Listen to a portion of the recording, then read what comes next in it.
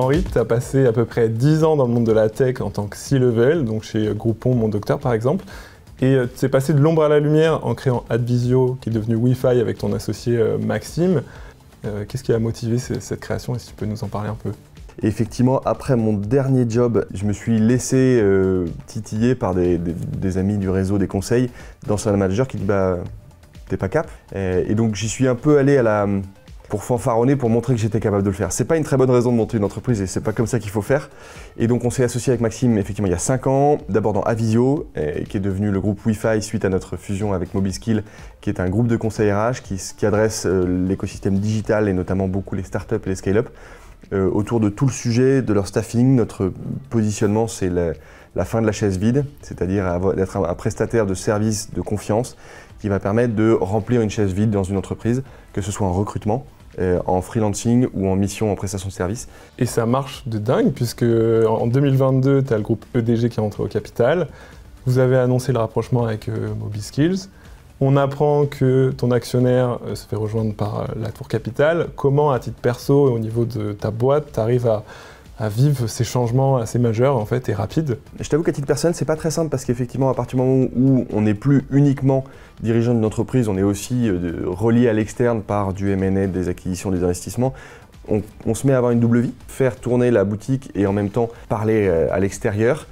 D'autant plus qu'à l'intérieur, on ne peut pas toujours dire ce qui se passe à l'extérieur. Et ton patrimoine, c'est principalement ta société. Du coup, il y a eu beaucoup d'actualités, j'imagine des changements de valorisation. Est-ce que ça a un impact sur ton quotidien?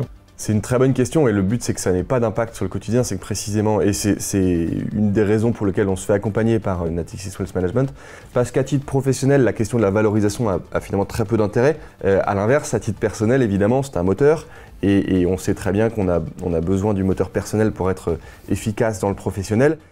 C'est précisément pour cette double capacité d'une banque privée à dérisquer le personnel, c'est-à-dire à prendre le cash-out et à mettre les enfants à l'abri, la famille à l'abri, et en même temps d'accompagner à titre professionnel le risque. Par exemple, Natixis Wealth Management nous a accompagnés pour réinvestir dans Mobiskill un argent qu'on n'avait pas à ce moment-là, donc de faire un effet de levier pour réinvestir dans le LBO. Et donc cette double culture, réassurance, prise de risque, était vachement importante pour nous et permet d'un peu mieux dormir. Tu as eu pas mal d'actualités, l'arrivée de EDG, puis ensuite le rapprochement avec Mobiskills, la Tour. C'était quoi effectivement concrètement l'accompagnement qu'a pu te proposer Natixis Wealth Management? Dans le perso, tu as toute la structuration, la fiscalité, l'ingénierie patrimoniale. Et puis à l'inverse, tu as plutôt les sujets de fuel, de capacité à remettre de l'argent dans la machine. Et donc ça, c'est plutôt le métier de banquier de financement. Et donc c'est cette double culture.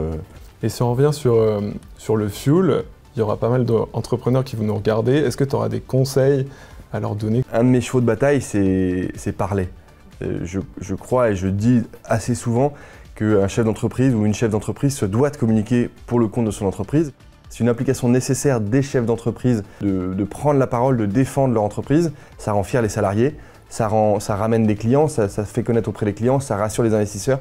Et donc faire l'effort de sortir du bois, de parler, de mettre de l'énergie pour aller faire des tournages, des podcasts, des articles, ce que tu veux, c'est une nécessité. Comme tu aimes bien communiquer, on a une petite question, Madine Natixis Wealth Management. Quel sera ton next move? Moi, j'ai une famille d'entrepreneurs vignerons et donc à échéance de 3-4 ans, il est prévu que je les rejoigne. Donc mon next move de vie, ça sera vigneron. On traquera ensemble alors. Oui, c'est prévu. Très bien, merci Henri. Je t'en prie.